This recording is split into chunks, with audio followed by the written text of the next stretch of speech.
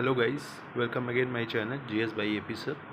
पिछले टर्म पे हम लोग मैथ का चैप्टर नंबर 3 डिस्कस किया जा रहा था, pair of linear equation 2 variable. इसमें हम लोग क्वेश्चन नंबर 2 कंप्लीट कर चुके थे और क्वेश्चन नंबर फर्स्ट का जो सेकंड पार्ट है वो मैंने बोला था वेट करने को, उसको सेकंड पार्ट में बताऊंगा। आज क्वेश्चन नंबर 3 करते हैं, है ना। क्वेश्चन नंबर 3 करके आज एक्सरसाइज को कंप्लीट करते हैं। क्वेश्चन नंबर 3 क्वेश्चन नंबर 3 में कह रहा है on comparing the ratio this one find out whether the following pair of linear equation are consistent और इनकंसिस्टेंट। तो आपको ध्यान में होगा मैं जो दो कंडीशन बताया था, यानी घबराना नहीं, ये कंसिस्टेंट और इनकंसिस्टेंट का मतलब, कंसिस्टेंट का मतलब होता है वो दो कंडीशन अबव वाले जिसमें इंटरसेक्टिंग लाइन था और कोइंसिडेंट लाइंस था, इन दोनों को हम लोग कंसिस्टेंट बोलते हैं। और जो पैरेलल लाइन है एकमात्र कंडीशन, उसको हम लोग इनकंसिस्टेंट बोलते हैं। तो अगर ऊपर के दो कंडीशन हमको मिलेगा तो हम कहेंगे कंसिस्टेंट है, और नीचे का कंडीशन यानी तीसरा कंडीशन पैरेलल वाला मिलेगा तो हम कहेंगे इनकंसिस्टेंट है। इसको दिमाग में रखिएगा, यही उसके रूल्स होते हैं, कंसिस्टेंट क्या होता है और इनकंसिस्टेंट क्या होता है। तो चलिए मूव करते हैं, देखते हैं क्वेश्चन नंबर 1। इक्वेशन जो है वो है 3x + 2y = 5 और वही है 2x - 3y = 7। पहले उस कंडीशन में कर लेते हैं जैसे इक्वेशन होता है। तो 3x + 2y - 5 = 0 और यहाँ हो जाएगा 2x - 3y - 7 = 0। क्यों? क्योंकि ax + by + c के फॉर्म में लाना है। तो ऊपर में a1 = क्या होगा 3, b1 क्या हो जाएगा 2 और c1 क्या हो जाएगा -5।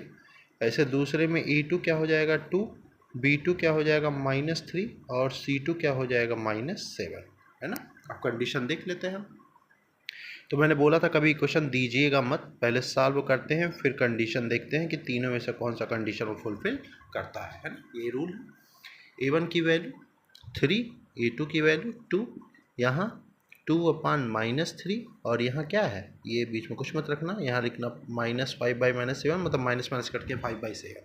तो ये तीनों आपस में इक्वल नहीं है, और तीनों आपस में इक्वल नहीं है तो क्या रूल होता है, तीनों जब इक्वल ना हो यानी a1/a2 not equal to b1/b2, तो ये होता है इंटरसेक्टिंग लाइन। क्या होता है? Intersecting line. और इंटरसेक्टिंग लाइन पहला है यानी ये क्या हो जाएगा कंसिस्टेंट।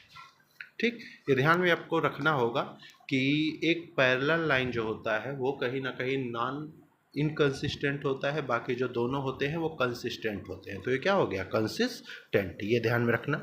कंसिस्टेंट इनकंसिस्टेंट से घबराने की ज़रूरत नहीं है, ये दिमाग में हमेशा बैठाए रखिएगा, क्वेश्चन आपके लिए ईजी हो जाएगा। क्वेश्चन नंबर 2 हम लोग देखते हैं, इसी का थर्ड का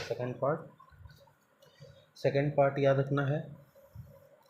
2x - 3y = 8 और यहाँ क्या है 4x - 6y = 9। तो पहले ax + by + c के कंडीशन में इसको बना लेते हैं। तो 2x - 3y - 8 = 0, ये हो जाएगा 4x - 6y - 9 = 0। a1 क्या हो जाएगा 3, b1 -3 और c1 -8। यहाँ a2 4, b2 -6 और c2 -9। अब कर लो a1/a2, b1/b2, c1/c2। तो a1/a2 यानी 3/4, b1/b2 -3/6, c1/c2 -8/9। माइनस माइनस खत्म, माइनस माइनस खत्म, यानी 3/4 नॉट इक्वल टू 3/6 और ये नॉट इक्वल टू 8/9 है।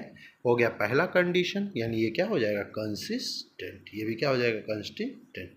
कोई प्रॉब्लम नहीं होना चाहिए, मुझे लग रहा है इजी है, आराम से बस वही वाला कंडीशन है a1/a2, b1/b2 और c1/c2 वाला कंडीशन। आराम से क्वेश्चन को टैकल करिए, क्वेश्चन का आंसर है। 2 नंबर के क्वेश्चन ये बनते हैं, इसको भी दिमाग में रखिएगा हमेशा। तीसरा क्वेश्चन देखते हैं इसका।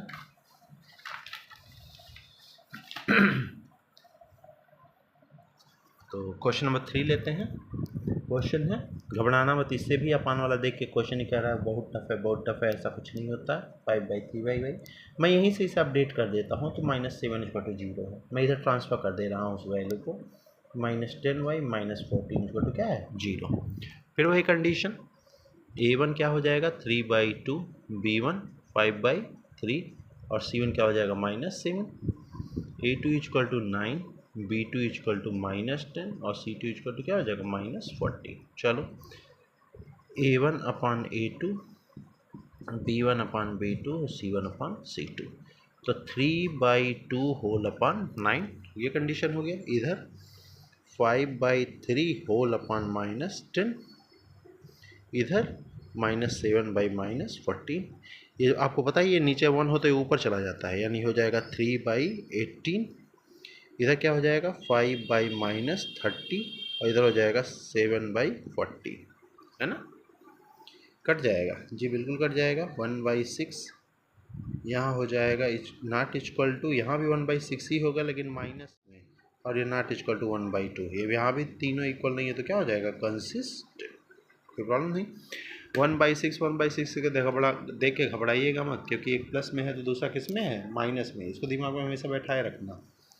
अब सब कंसिस्टेंट आ रहा है तो इसमें आपकी गलती थोड़ी ही है, जैसा क्वेश्चन है उस हिसाब से आपका आंसर है। बात कर रहा हूँ सब कंसिस्टेंट आ रहा है तो कोई दिक्कत ही नहीं, करते जाइए आप ना आराम से। 4th वन पे आते हैं। 5x - 3y व्यवस्थित मैं कर दे रहा हूँ, -11 इधर आ जाएगा। ये है -10x + 6y और ये हो जाएगा +22 = 0। फिर वही A1 कितना 5, B1 कितना -3, C1 कितना -11, A2 क्या है -10, B2 क्या है 6 और C2 क्या है 22, है ना। अब करो A1/A2, B1/B2, C1/C2, तो 5/-10 इधर हो जाएगा -3/6 और इधर हो जाएगा 11/22 माइनस के साथ। अब ये कटो -1/2, ये हो जाएगा -1/2 और ये भी क्या हो जाएगा -1/2।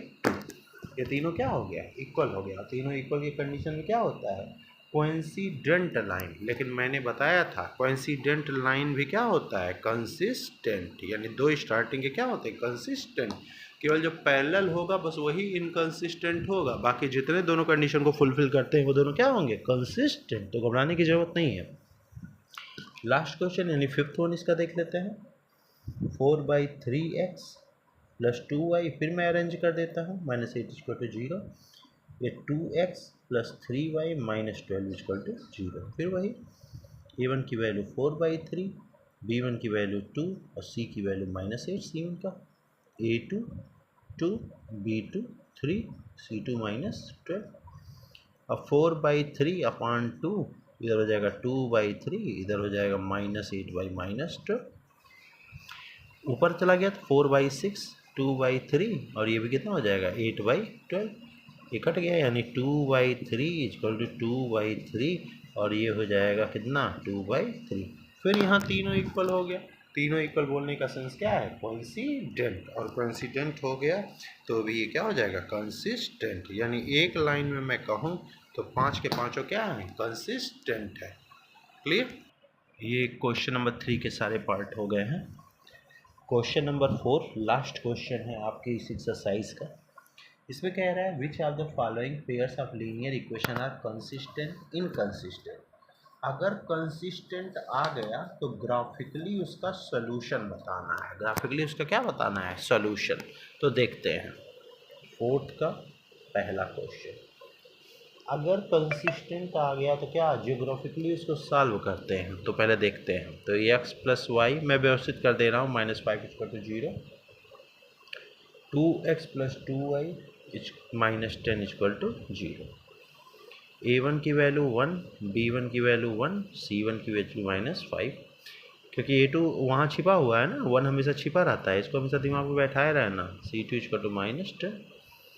अब A1/A2, B1/B2 और C1/C2, तो 1/2 यहाँ भी हो जाएगा 1/2 और यहाँ भी हो जाएगा 5/10 यानी = 1/2।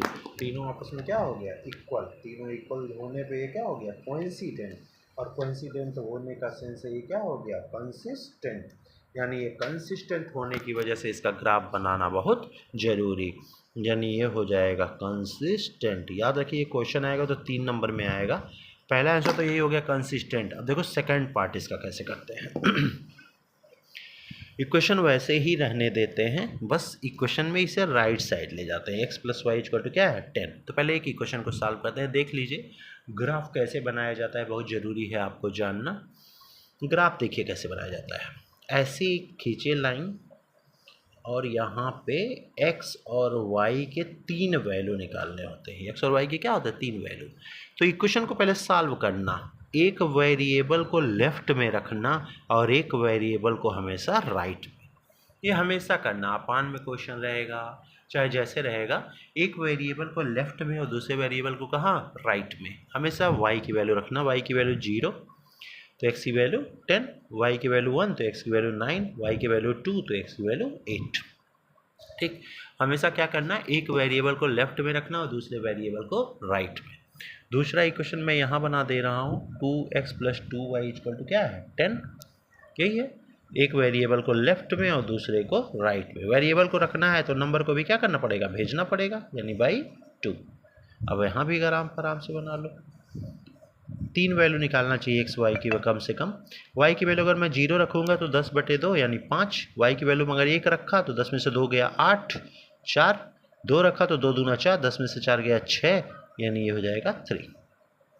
कोई प्रॉब्लम नहीं, मुझे लग रहा है आसानी से किया जा सकता है दोनों। अब ग्राफ देखो कैसे इसको रिप्रेजेंट करते हैं पहले वाले ग्राफ को। तो ये x और y यानी पहला कोऑर्डिनेट बना 10 और 0 का, दूसरा कोऑर्डिनेट बना 9 और 1 का, तीसरा कोऑर्डिनेट बना 8 और 2 का। इधर पहला कोऑर्डिनेट 5 और 0, दूसरा कोऑर्डिनेट 4 और 1, तीसरा कोऑर्डिनेट 3 और 2। इसको गाइज हमारा नंबर 10 तक चला गया है, दिख रहा है। तो इस वजह से ग्राफ को जो हम लोग को 2 में डिवाइड करेंगे, यानी 2 4 6 8 10, 2 4 6 8 10। हमेशा नंबर छोटा लेने की कोशिश करना। छोटा लेने से ये फ़ायदा होगा कि कहीं ना कहीं वो ग्राफ में 1 2 करके लिख दोगे तो आसानी हो जाएगी। पहला फ़िलहाल 10 और 0 यानी x पे गया 10 और y पे गया 0 तो यहीं रह गया। फिर 9 1 यानी 10 x पे गया 9 और 10 पे गया y एक्सिस पे 1। फिर है आपका 8 और 2 तो x एक्सिस पे गया 8 और इस पे गया क्या 2। यानी एक तरह से जो ग्राफ बना, थोड़ा मैं रफली ही बना रहा हूँ, इसको अच्छे से बना लेना, ये बना। दूसरा लेते हैं 5 और 0 तो 5 गया यहाँ पे, 0 यहीं पे, 4 और 1, 4 गया यहाँ पे, 1 आया यहाँ पे।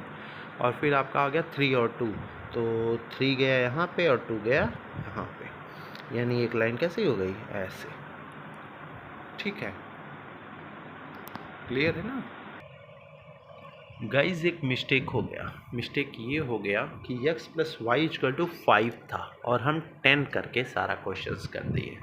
ठीक है, नहीं तो ये लाइन तो पैरेलल चली जा रही है। पैरेलल बोलने का सेंस है ये इनकंसिस्टेंट हो गया है ना, ये कंसिस्टेंट नहीं है। क्योंकि कंसिस्टेंट होने पे ये फर्स्ट 2 कंडीशन में आता है, या तो कोइंसिडेंट हो जाता है या तो क्या हो जाता है इंटरसेक्ट हो जाता। ये मिस हो गया क्वेश्चन, ध्यान दिया नहीं। ये इक्वल टू 10 नहीं 5 था और 5 होने से ये एक दूसरे पे कोइंसिडेंट हो जाते। फिलहाल ये इनकंसिस्टेंट है और ग्राफ ऐसे बनता है। फिलहाल मोटो मेरा आपको ये समझाना था कि ग्राफ कैसे बनाया जाता है, तो ग्राफ ऐसे बनाया जाता है, इसको ध्यान में रखिएगा। ठीक, ये है क्वेश्चन नंबर 4 का फर्स्ट पार्ट। बाकी इसके सेकंड पार्ट से हम लोग नेक्स्ट वीडियो में डिस्कस करेंगे और नेक्स्ट वीडियो में कोशिश करेंगे ये एक्सरसाइज ख़त्म करने का। चैनल जो सब्सक्राइब नहीं किए हैं चैनल ज़रूर सब्सक्राइब कर लें। आपको ग्राफ बनाना मैंने सिखा दिया कि कैसे ग्राफ बनाया जाता है। क्वेश्चन थोड़ा मिस हो गया तो कोई प्रॉब्लम नहीं है उससे, वो तो आप समझ ही जाएंगे। 5 लिख के आप भी कर सकते हैं उसको। बस समझना ये है आपको ग्राफ कैसे बनता है, कंसिस्टेंट है कि इनकंसिस्टेंट। कंसिस्टेंट स्टार्टिंग के 2 होते हैं और इनकंसिस्टेंट आपका लास्ट यानी 3rd कंडीशन होता है। नेक्स्ट वीडियो में मिलते हैं, इस एक्सरसाइज के और क्वेश्चन देके एक्सरसाइज को ख़त्म करते हैं। Thank you everyone.